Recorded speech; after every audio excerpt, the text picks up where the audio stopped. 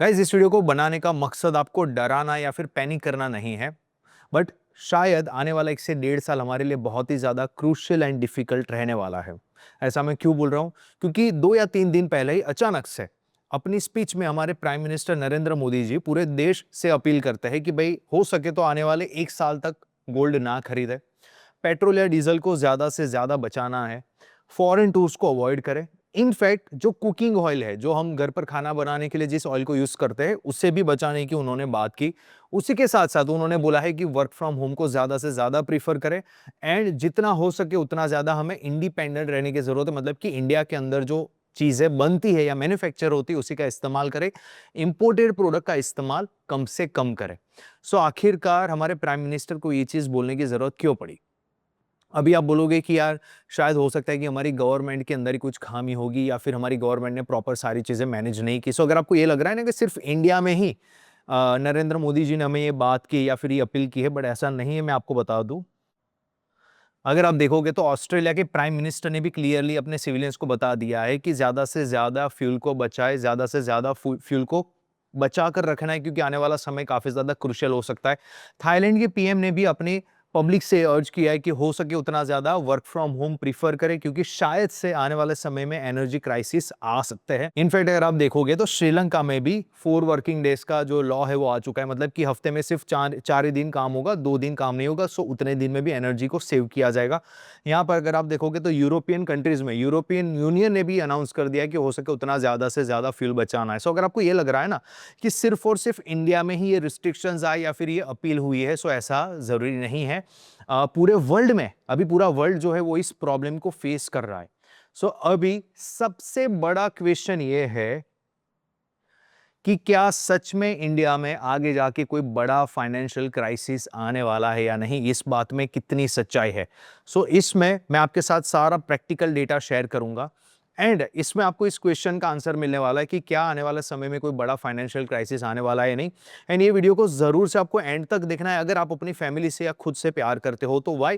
Because अगर आपने इस सिचुएशन को नहीं समझा ना, तो आने वाले समय के लिए आप तैयार नहीं रहोगे एंड डेफिनेटली आने वाला 1 से 1.5 साल बहुत ही ज्यादा क्रुशियल होने वाला है, बहुत ही ज्यादा डिफिकल्ट होने वाला है हम सब के लिए, हम सब भारतीय लोगों के लिए। ओके, सो इस चीज को अगर आपने नहीं समझा तो शायद आपके लिए बहुत ज्यादा डिफिकल्ट हो सकता है। सो चलिए स्टेप बाय स्टेप समझते हैं पूरी सिचुएशन को। सो आज की तारीख में ना ग्राउंड लेवल पे क्या चल रहा है?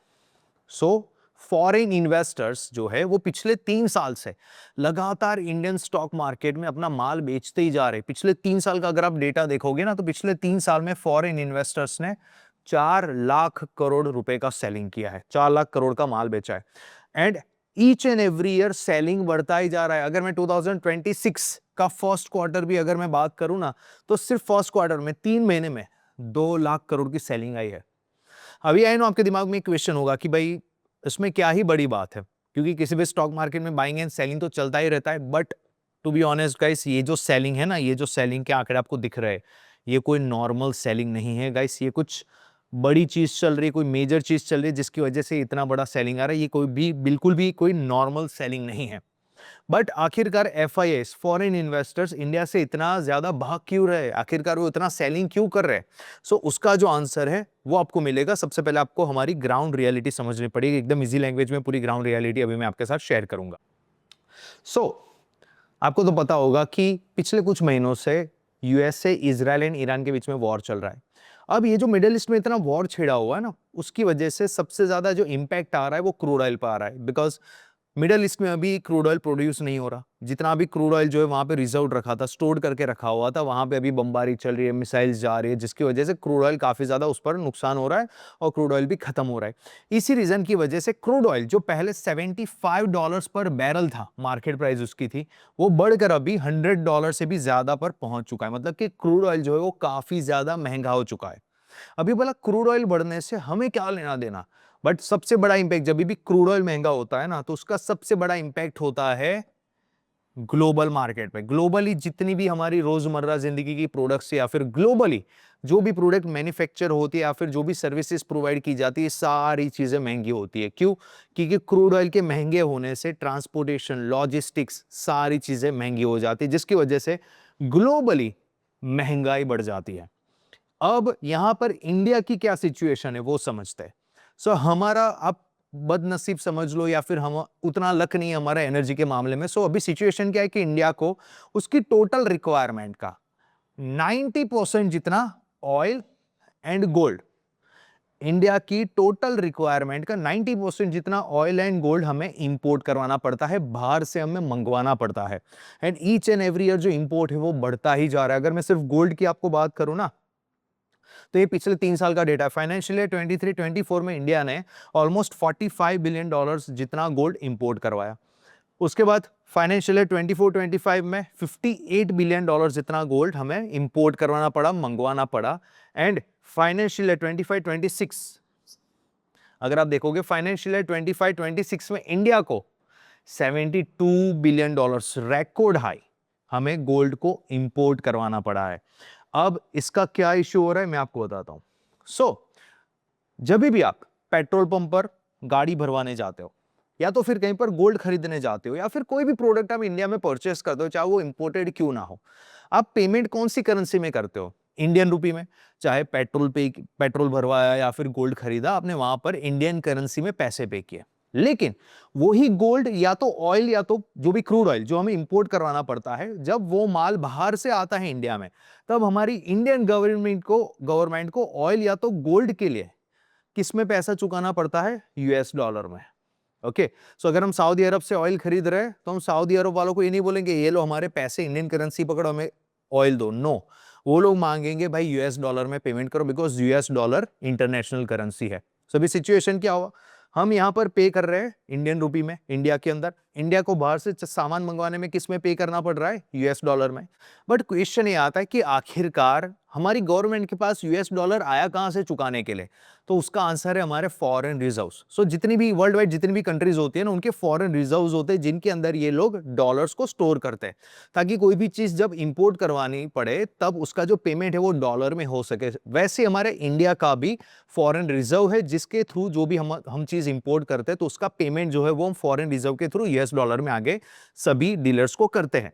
बट अब सिचुएशन क्या है, चलो मान लो ये एक पेन है, ठीक है, इस पेन की पहले कीमत थी $100। जब इंडिया में इसे इंपोर्ट करवाया जाता था तो $100 चुकाने पड़ते थे। बट अब क्रूड ऑयल महंगा हो गया जिसकी वजह से ये पेन भी महंगी हो गई है। एंड इसी रीजन की वजह से पहले जो ये $100 की पेन आती थी उसकी जगह पे अब पे करना पड़ता है $150। अब सिचुएशन क्या हुआ, पहले जहां पर इस पेन के लिए हमारे फॉरेन रिजर्व में से $100 कटते थे उसकी जगह पे अब $150 कट हो रहे हैं। मतलब कि फॉरेन रिजर्व जो है वो खाली हो रहे ज्यादा तेजी से, बिकॉज चीजें ज्यादा महंगी हो चुकी है। अब सीन क्या है, जरा ध्यान से जरा देखिए।